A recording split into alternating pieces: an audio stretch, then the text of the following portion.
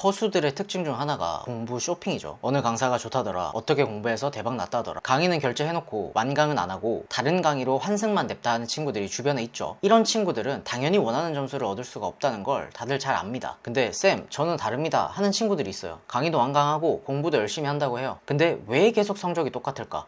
그 친구들에게 던져야 될 질문은 두 가지입니다. 진짜 강의를 열심히 들었냐가 첫 번째 질문이고, 배운 개념과 방법을 너만의 방식으로 이해했느냐가 두 번째 질문입니다. 대부분은 이 두 번째 질문을 통과하지 못할 겁니다. 왜냐면 진짜 상위권들만 하는 방법이 자기화 과정이기 때문입니다.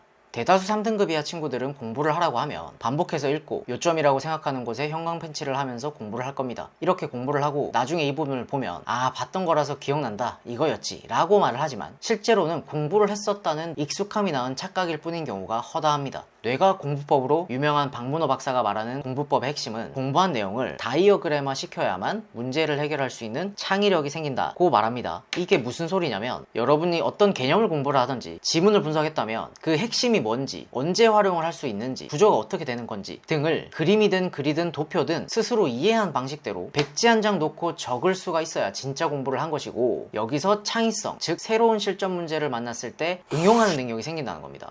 하지만 여러분들의 공부는 어떤가요? 많은 학생들을 지도했던 경험으로 자신있게 말하자면 듣기 억울할지도 모르지만 허수들의 겉핥기식 공부와 크게 다를 게 없습니다. 3등급 이하 친구들에게 오늘 공부한 걸 설명할 수 있냐고 물어보면 설명할 수 있을 것 같다고 얘기합니다. 근데 실제로 설명을 시작했을 때 결과는 항상 똑같습니다. 버벅거리면서 스스로 답답해 죽겠다는 표정이지만 안다고 대답했던 그 내용을 말로 내뱉을 수가 없어요. 모르는 걸 인정하고 싶지 않아서 머릿속엔 있다며 혀가 길어. 하지만 뇌과학적으로 소리내지 못하고 적지 못한 내용은 안다는 착각일 뿐이랍니다. 제 경험적으로도 그렇고요. 이런 상태에서 가장 많이 실수하는 과목이 국어나 영어입니다. 국어나 영어 시험에는 절대로 똑같은 지문이 나오지 않잖아. 한 번 본 지문을 이해하려고 노력해봤자 어차피 다음번에는 새로운 지문 나올 건데? 라는 생각이 듭니다. 그러니까 생각의 방향이 낯선 문제를 해결하는 능력을 키워야 되겠다 고 생각이 흘러가고, 결국 양치기를 한답시고 문제집을 겁나게 사고 누구 교재가 좋은지, 파이널 문제 좋은 강사가 누군지만 찾아다니다가 정작 중요한 건 그 강의들이나 혼자 문제 풀고 공부하는 과정에서 알게 된 방법과 스킬들을 바탕으로 나만의 풀이법을 체화하는 과정인데, 이걸 놓치게 된다는 거죠. 인간 강사쌤들의 기깔나는 설명을 듣는다고 해서, 답지의 설명을 이해했다고 해서 그게 나만의 공부가 된 것이 절대 아니라는 겁니다. 개념 공부든 문제 분석이든 스스로 만들어내는 것이 진짜 공부라는 거죠. 수많은 합격 수기에 단권화를 해서 성공했다, 문제집 하나를 10회독 20회독 했다는 이야기들에서 볼 수 있는 그 체화 과정들이 앞서 말한 내용들을 반증하고 있는 겁니다. 자, 여러분들도 공부를 열심히 하고 있다는 걸 알고 있지만 내가 공부한 만큼 성적이 나오지 않아, 내 공부 방법이 비효율적인가? 라고 느꼈다면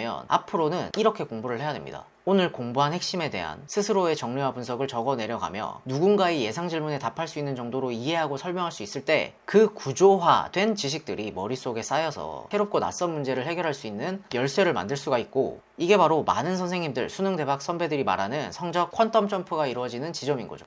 여기까지 들었을 때 이렇게 공부를 해봐야겠다 하는 생각이 들었을 겁니다. 하지만 이 과정은 굉장히 괴로울 거예요. 왜냐, 뇌는 극한의 효율충이기 때문에 에너지가 엄청나게 들어가는 이러한 공부를 전혀 좋아하지 않아서 뇌의 에너지 소모를 최소화하기 위해서 네 공부를 방해하고 잠이 오고 집중력이 저하될 거예요. 그러나 이걸 이겨내는 학생들만 목표 점수를 얻게 된다는 걸 명심하고 각오해야 됩니다.